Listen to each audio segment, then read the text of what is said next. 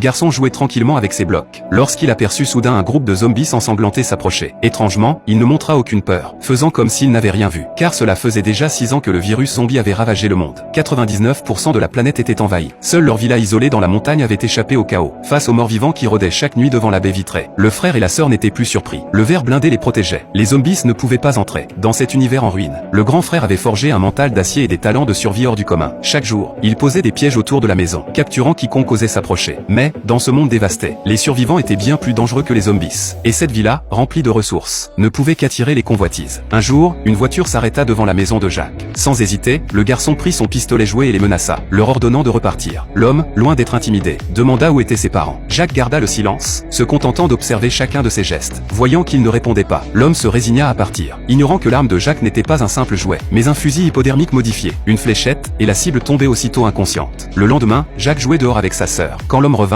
accompagné cette fois de sa compagne, son attitude était bien plus agressive. Il attrapa la petite fille, exigeant de savoir où étaient leurs parents. Jacques comprit aussitôt, ces intrus n'étaient pas là par hasard. Il prétendit que leurs parents étaient partis chercher des vivres en ville. Mais l'homme n'en crut rien. Il les observait depuis des jours, et savait qu'ils vivaient seuls. La femme tenta de se montrer rassurante, affirmant qu'il repartirait dès le retour des parents. Jacques savait pourtant qu'il n'avait aucune intention de partir. Pour protéger sa sœur, il les laissa entrer. À peine dans la maison, ils fouillèrent partout, découvrant avec stupeur la quantité de nourriture stockée. Très vite, ils décidèrent de s'installer. Pour ne pas attirer l'attention, l'homme cacha leur voiture. Mais il ignorait encore qu'il venait de se jeter dans la gueule du loup. Le soir venu, le couple prépara un repas pour les enfants. Mais Jacques et sa sœur n'osèrent pas y toucher, craignant d'être empoisonnés. Quand la femme demanda pourquoi, Jacques lança un regard vers le chien, et murmura: il est temps d'en finir. Cette nuit-là, il conduisit sa sœur et l'animal dans l'abri secret, puis verrouilla la maison. Dans le salon, le couple s'endormit, inconscient du danger imminent. La femme se leva pour aller aux toilettes, découvrant que la villa était encerclée de zombies. Rassurée par les vitres blindées, elle éteignit les lumières avec son compagnon. Ils crurent être en sécurité. Mais une seconde plus tard, un bruit étrange résonna derrière elle. Affolé, l'homme saisit son arme, et se précipita vers sa compagne. À sa grande horreur, il la retrouva déjà morte au sol. Et cette nuit-là, tous deux disparurent du monde des vivants. Le lendemain, le frère et la sœur jouaient dehors comme si de rien n'était. Mais très vite, la villa attira un nouvel intrus. Un ancien soldat indien, rompu aux techniques de survie, qui repéra immédiatement les pièges dissimulés. Alors qu'il approchait prudemment, il aperçut une petite fille devant lui. Il lui demanda ce qu'elle faisait là. La fillette se contenta de sourire, sans dire un mot. Au moment où il relâcha sa vigilance, une fléchette anesthésiante jaillit. Il n'eut pas le temps de réagir.